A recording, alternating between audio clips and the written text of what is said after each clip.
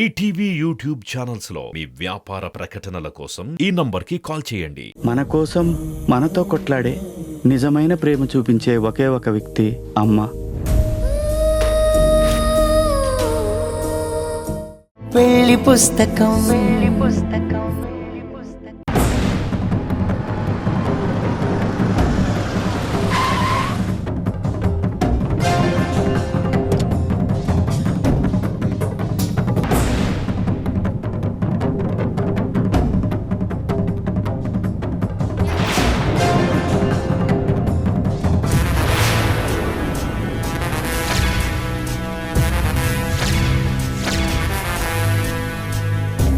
హారిక ఏంటి డైరెక్ట్గా ఇంటికి వచ్చేసింది?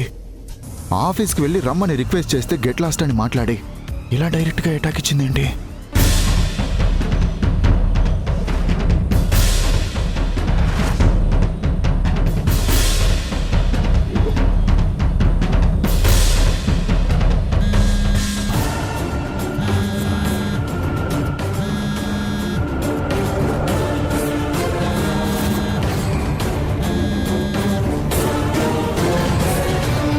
హారికని ఇంట్లో ఉన్న ఈ పిచ్చి చూసిందంటే రచ్చ రచ్చ చేస్తుంది.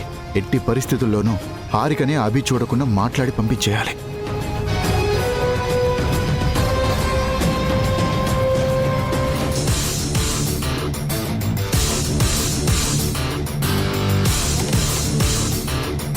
కళ్యాణ్ ఇలారా.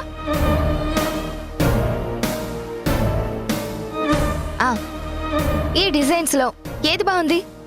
నువ్వొకటి ఫైనల్ చేస్తే అదే ఫిక్స్. నా ఒపీనియన్ ఎందుకు అభి? ఏదో ఒకటి నువ్వే సెలెక్ట్ చేయి, నీ ఇష్టం, నాకేం ప్రాబ్లం లేదు. నాది కూడా సేమ్ డైలాగ్, నువ్వే సెలెక్ట్ చేయి.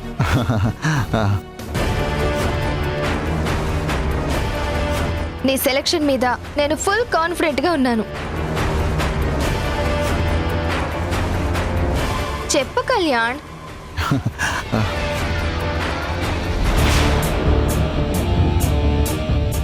ఏమైంది? ఎందుకు అలా చూస్తున్నావు?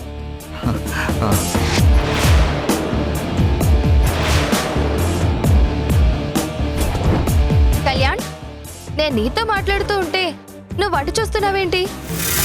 అక్కడ ఎవరున్నారు? అభి, ఎవరుంటారు? నా కళ్ళ ముందు, నా మనసులో నువ్వు తప్ప ఎవ్వరూ లేరు.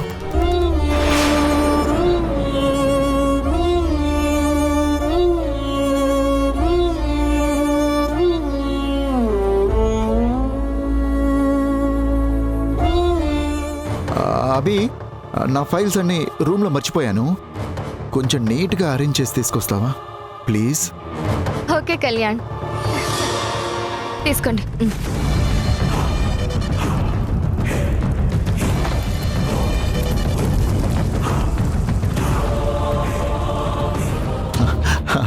హాయ్ హాయ్ హారిక గారు, ఏంటి సడన్ సర్ప్రైజ్? సర్ప్రైజ్గా ఉండకూడదని మీకు కాల్ చేశాను, కానీ మీరు లిఫ్ట్ చేయలేదు. ఓహ్ సారీ, నేను చూడలేదు. అయినా ఆఫీస్కి వచ్చి పిలిచినా రానని చెప్పారు, ఇప్పుడేంటి ఇలా డైరెక్ట్గా ఇంటికి వచ్చారు? మీకు మా కంపెనీ కాంట్రాక్ట్ ఇవ్వాలంటే దానికి ముందు ఇలాంటి షాకింగ్ విజిట్స్ చేయాలి. ఓ, మీరెన్ని షాకులు ఇచ్చినా ఫైనల్గా మీతో అసోసియేట్ అవ్వడమే నా ధ్యేయం. అది తెలిసే మీ ఫైల్స్ అన్ని చెక్ చేశాను, ఎక్కడ బ్లాక్ మార్క్ కనిపించలేదు. సో ఒకసారి మీ ఫ్యామిలీ అండ్ పర్సనల్ లైఫ్ ఎలా ఉంటుందో చూడాలని వచ్చాను. నేను రావడం వల్ల మీ ప్లానింగ్ షెడ్యూల్ ఏదైనా మిస్ అయిందా? నో నో నో, అలా ఏం లేదు. అయినా ఇలాంటి విషయాలకి మీరెందుకు? మీ టీంని పంపించుంటే సరిపోయేది కదా. లాస్ట్ టైం ఇలానే నా టీంని పంపిస్తే వాళ్ళని డబ్బుతో కొని నాకు ఫేక్ రిపోర్ట్ జనరేట్ చేశారు. Very bad. ఇలాంటి వాళ్ళ వల్ల సొసైటీ నాశనం అవుతుంది. ఎస్ కళ్యాణ్ గారు, కరెక్ట్గా చెప్పారు. ఒక మనిషిని నమ్మి పని అప్పగిస్తే ఎంత నమ్మకంగా ఉండాలి? అలా కాకుండా మనల్నే డామినేట్ చెయ్యాలి, మంచితనంతో మోసం చెయ్యాలి అనుకునే వాళ్ళని క్షమించడం కూడా అమాయకత్వం అవుతుంది. ఏమంటారు? ఆ, ఏంటిది? హారిక జీవితంలో జరిగిన దానికి మన గతానికి చాలా దగ్గర పోలికలున్నాయి. మంచిని, మానవత్వాన్ని డబ్బుతో కొలిచే నీచులున్న సమాజం గురించి తెలిసి అప్పట్నుంచి నా పనులు నేనే చేసుకోవడం బెస్ట్ అని డిసైడ్ అయ్యాను. అందుకే ఇలాంటి విషయాల్లో నేనే ఇన్వాల్వ్ అవుతున్నాను. చాలా మంచి డెసిషన్ హారిక గారు. హారిక గారు, ఇంట్లో ఎందుకు? మనం ఆఫీస్కి వెళ్ళి మాట్లాడుకుందామా? నేను మీ పర్సనల్ లైఫ్ చూడాలని వస్తే మీరేంటి ఆఫీస్ అంటున్నారు? ఆహా, అంటే ఆఫీస్ అయితే కాన్ఫిడెన్షియల్ విషయాలు ఏవైనా రిలాక్స్డ్గా మాట్లాడుకోవచ్చు. అక్కడ ఏ డిస్టర్బెన్స్ ఉండదు. ఆ, ఇప్పుడు కూడా నాకు ఏ డిస్టర్బెన్స్ అనిపించడం లేదే. ఆహా, అంటే పని వాళ్ళు అటు ఇటు తిరుగుతుంటారు కదా అని. అభిలాషాన్ని నా నుండి దాయడానికి ఎన్ని తంటాలు పడుతున్నావు కళ్యాణ్. నువ్వెన్ని ట్రిక్కులు వాడినా నేనొచ్చింది అభిలాషని మీట్ అవ్వడానికి, తనకి నా గురించి హింట్ ఇవ్వడానికి. ఈ ఛాన్స్ నేను మిస్ అవ్వను. రండి హారిక గారు, ఆఫీస్కి వెళ్దాం. ఆ, నిజం చెప్పండి, మీరేమైనా సీక్రెట్ దాస్తున్నారా? నాకు అబద్ధం చెప్పారా? కలిసి బిజినెస్ చేయాలి అనుకున్నప్పుడు మన మధ్య సీక్రెట్స్ ఏమైనా దాస్తే నాకు ఇష్టం ఉండదు కళ్యాణ్ గారు. Mark my words. చచా, అలా ఏం లేదండి. నేను పర్సనల్గానే కాదు, ప్రొఫెషనల్గా కూడా చాలా ట్రాన్స్పరెంట్గా ఉంటాను. మీకు అబద్ధాలు ఇష్టం ఉండవని తెలిసి కూడా నేనెందుకు నిజం దాస్తాను చెప్పండి? కళ్యాణ్,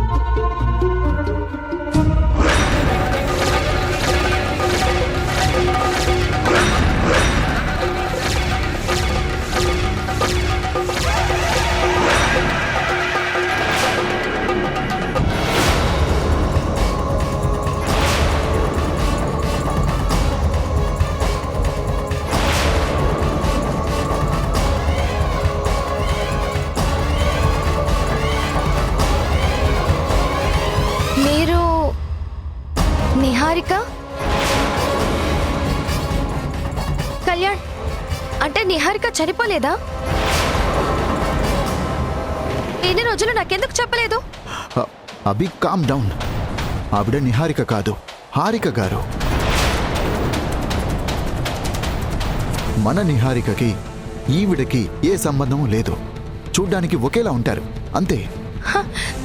చాలా స్ట్రేంజ్ గా ఉంది. నా కళ్ళని నేనే నమ్మలేకపోతున్నాను. కళ్యాణ్, తనని నిహారిక ఫోటో దగ్గరికి తీసుకెళ్ళి ఒక ఫోటో తీస్తే బ్యూటిఫుల్ మెమరీ అవుతుంది. ఏమంటావ్? అభి, అలా రెస్పెక్ట్ లేకుండా మాట్లాడకు. హారిక గారు ఎవరనుకుంటున్నావు? చాలా రిచ్, యుఎస్ నుంచి వచ్చిన ఎన్ఆర్ఐ. మేడం ఆస్తి స్టేటస్తో పోలిస్తే మనమెంత? చాలా తక్కువ. సారీ హారిక గారు, మీ గురించి తెలియక ఏదేదో మాట్లాడాను. Please excuse me. Great Kalyan గారు, మీ ఇంట్లో పని వాళ్ళు కూడా ఇంగ్లీష్ బాగా మాట్లాడుతున్నారు.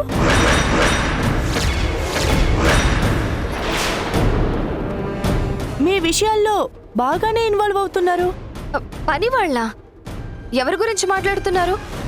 నీ గురించే.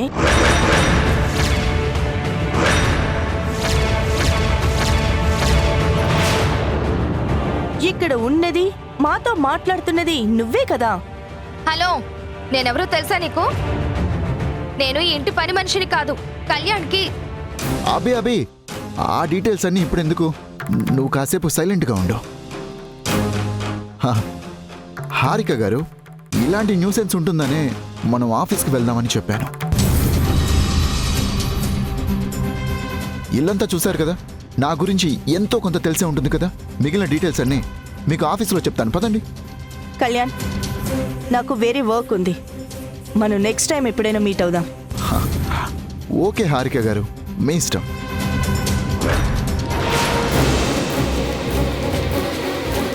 ఏమన్నావు కళ్యాణ్? నేను న్యూసెన్సా? ఆ మాట నేనెప్పుడన్నాను? ఏంటి కవర్ చేస్తున్నావా? ఈ ఇంట్లో న్యూసెన్స్ ఉంటుందనే కదా ఆఫీస్కి వెళ్ళొచ్చు అని ఆవిడతో అన్నా. ఆహా, అది న్యూసెన్స్ కాదు, కన్ఫ్యూజన్ అన్నాను. నీకు అలా వినపడిందేమో. అభి, నువ్వు నా లైఫ్కి ఎసెన్స్. నిన్ను న్యూసెన్స్ అని ఎలా అంటాను చెప్పు? మరి మన పెళ్లి గురించి చెప్పకుండా ఎందుకు ఆపావ్? ఆవిడ నన్ను పని మనిషి అంటుంటే కాదని ఎందుకు చెప్పలేదు? ఎందుకంటే మన పెళ్లి ఇన్విటేషన్ని ఏదో ఒక రోజు స్పెషల్గా వాళ్ళ ఇంటికి వెళ్ళిద్దామని. అప్పుడు హారిక గారు షాక్ అవుతారు కదా. ఏదో ఒక విధంగా ఆవిడని ఇంప్రెస్ చేసి ఆ కంపెనీ కాంట్రాక్ట్ సంపాదించడం కోసమే ఈ డ్రామా అంతా ఆడాల్సి వస్తుంది. అర్థం చేసుకో ప్రిన్సెస్.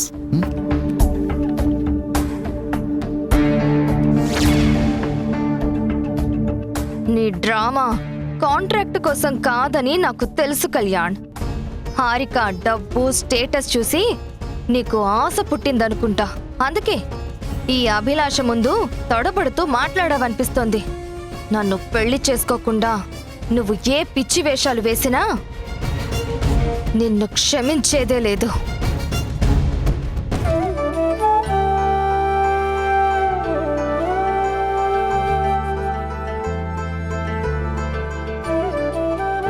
ఇల్లు పెద్దది, ఉన్న చోటు ప్రశాంతంగా ఉందన్న మాటే కాని దగ్గర్లో ఒక్క షాప్ కూడా లేదు. చిన్న చిన్న వస్తువులకు కూడా ఎంత దూరం రావాల్సొస్తోందో. అమ్మమ్మా, ఏంటి సిద్ధు? మన ప్లాన్ని అమ్మా పప్పాకి నువ్వేమైనా చెప్పావా? లేదురా, నేనెందుకు చెప్తాను? మరి వాళ్ళెందుకమ్మమ్మా ఎనిమిస్లా అలా బిహేవ్ చేస్తున్నారు? అదే నాకు కూడా అర్థం కావడం లేదు. చిన్న చిన్న విషయాలకే ఒకరి మీద ఒకరు అరుచుకుంటున్నారు. ఇలాంటి విషయాలకు కూడా గొడవ పడతారా అనిపిస్తోంది. అవునమ్మమ్మా, మా స్కూల్ ఫ్రెండ్స్ కన్నా దారుణంగా ఫైట్ చేసుకుంటున్నారు. ఆపాలని ట్రై చేస్తుంటే మన మీద సీరియస్ అవుతున్నారు. పాతింట్లో ఉన్నప్పుడు కూడా ఇలా లేరు. మర్యాదగా మాట్లాడుకునేవారు, మంచిగా పలకరించుకునేటట్టు ఉండేవారు. ఒకరికొకరు హెల్ప్ కూడా చేసుకునేవారమ్మమ్మా. అవును, ఇప్పుడైతే ఒకరి పనిలో ఇంకొకరు వేలు పెట్టడానికి కూడా వీల్లేదని అరుచుకుంటున్నారు. ఒకసారి నువ్వు అమ్మతో మాట్లాడొచ్చు కదా. ఏం మాట్లాడను సిద్ధు, వీళ్లతో ఏం మాట్లాడినా ప్రయోజనం ఉండదు. అలా అంటావేంటమ్మమ్మా? వాళ్ళ ఫైటింగ్స్కి రీజన్ ఏంటో తెలిస్తే ప్రాబ్లం మనం క్లియర్ చేయొచ్చు కదా. ఏమోరా, నాకైతే రోజు రోజుకి నమ్మకం సన్నగిల్లుతుంది. ఇద్దరికీ పెళ్లి జరగాలని మీరెన్ని ప్లాన్లు వేసినా, మీతో నేను చేతులు కలిపినా ఏ ప్రయోజనం లేదు. అంతా నా కర్మరా.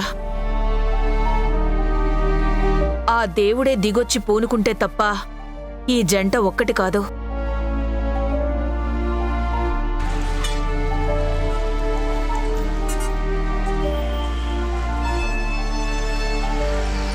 నువ్వేమైనా తింటావా సిద్ధు? తింటానమ్మమ్మా. సరే రా.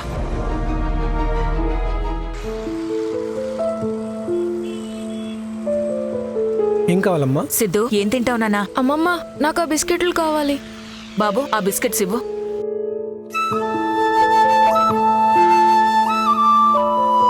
రా.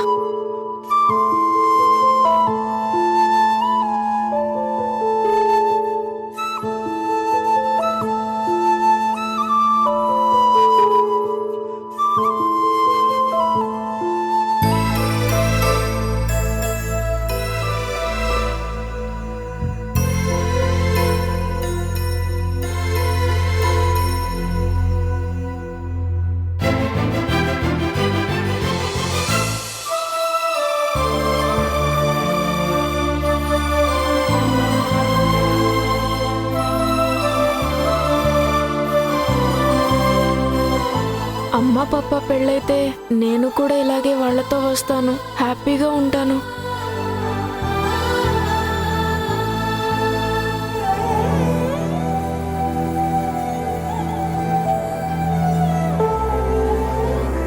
రా సిద్ధు.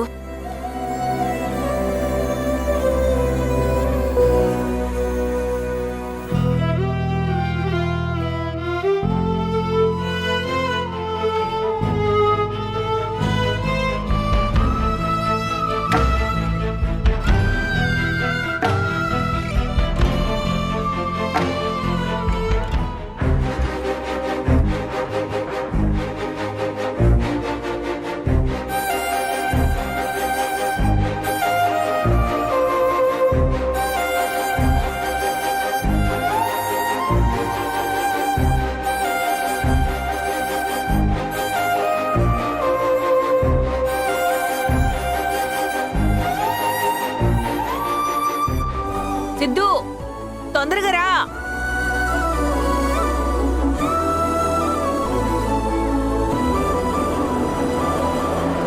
సిద్ధు, వెహికల్ వస్తుంది చూసుకో. సిద్ధు తప్పుకో. సిద్ధు, సిద్ధు, సిద్ధు. అమ్మా!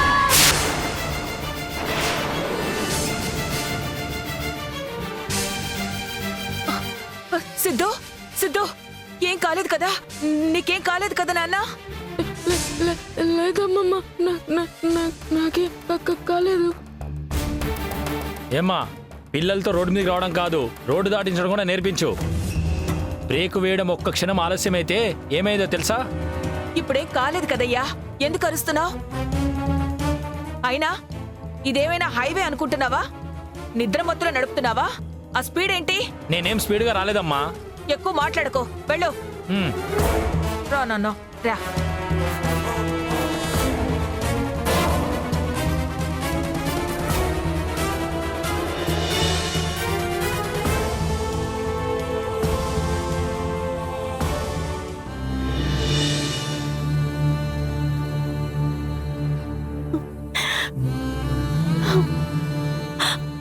అక్క, టెడ్డీ నన్ను చూసిన వెంటనే అమ్మ అని పిలిచింది. ఆ మాటకి నా గుండెల్లో గూడు కట్టుకున్న ప్రేమ మొత్తం ఒక్కసారిగా రెక్కలొచ్చి ఎగిరినట్టయింది. నా కూతురుతో మాట్లాడుతున్నప్పుడు, దగ్గరికి తీసుకున్నప్పుడు నా ప్రాణాల విలువేంటో, అమ్మతనం తీపేంటో క్లియర్గా తెలిసింది. మీ తల్లి కూతుర్లను ఇద్దరిని విడదీయడం ఆ భగవంతుడికి కూడా ఇష్టం లేదు హారిక. అందుకే గుళ్ళో ఇద్దరు కలిసేలా ఏర్పాటు చేశాడు. కానీ ఒక్కటే బాధక్క, నా కూతురుతో అమ్మ అని నోరారా పిలిపించుకోలేకపోయాను. నా కూతురు నన్ను ఆంటీ అని పిలుస్తుంటే నా గుండె బద్దలైనట్టు, నా టెడ్డీ నాకు దూరం అయిపోయినట్టు చాలా బాధగా అనిపించింది. హారిక, ఒక ఆశయం కోసం నిజాన్ని అబద్ధంతో కప్పి ఉంచుతున్నావమ్మా. కొన్ని రోజులు ఈ నాటకం తప్పదు. అమ్మగా ప్రేమను చూసావు, పిలుపు కోసం ఎదురు చూడలేవా? సరే గాని కళ్యాణ్ ఆఫీస్కి ఎందుకు వచ్చాడు? ఆల్రెడీ కోపంగా మాట్లాడి పంపించావు కదా. నీ హారికగా ఉన్నప్పుడు నా ఆస్తి కోసం ఎలా ఆశపడ్డాడో, ఇప్పుడు హారికగా వచ్చినా అతని బుద్ధి మారలేదు. కుళ్ళు జోకులు వేసి పిచ్చి పొగడతలతో నన్ను ఇంప్రెస్ చేయాలనుకున్నాడు. గెట్ లాస్ట్ అని ఇండైరెక్ట్ గా చెప్పేసరికి సైలెంట్ గా తోక ముడుచుకొని వెళ్ళిపోయాడు. ఆ తోకెప్పుడు వంకరే కదా. ఎన్నిసార్లు వచ్చినా నా రిప్లై మాత్రం మారదు. వాడు కోరుకున్నట్టు జరగదు.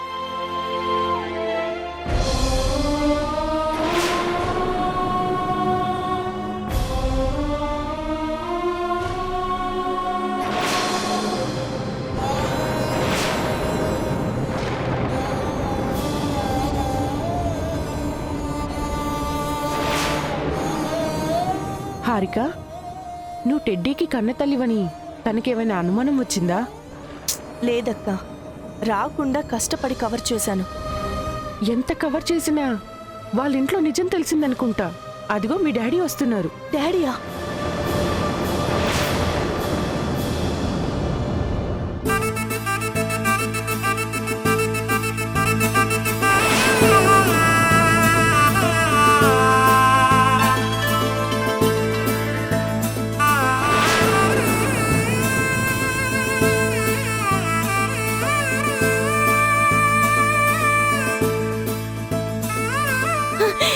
సుగనక్క, డాడీ, మా డాడ్. చాలా కాలం అయిందక్క ఇన్ని చూసి. డాడ్ని గట్టిగా హగ్ చేసుకొని నా బాధంతా ఇప్పుడు చెప్పేస్తాను. వద్దు హారిక, ఏ లక్ష్యంతో అయితే నువ్వు ఇన్ని రోజులు నిజాన్ని దాచావో అదే మెయింటైన్ చేయి. అస్సలు గుట్టు విప్పొద్దు.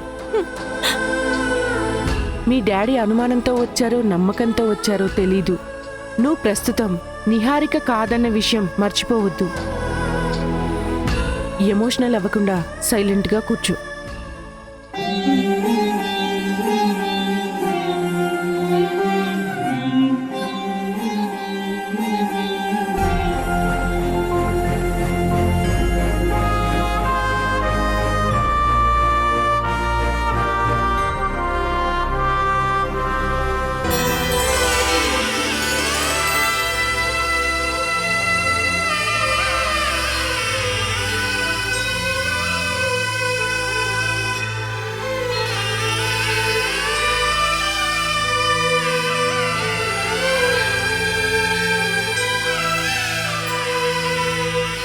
నేను బ్రతికున్నంతకాలం ఇలాగే ఒంటరిగా మిగిలిపోతాను తప్ప పెళ్లి చేసుకోను.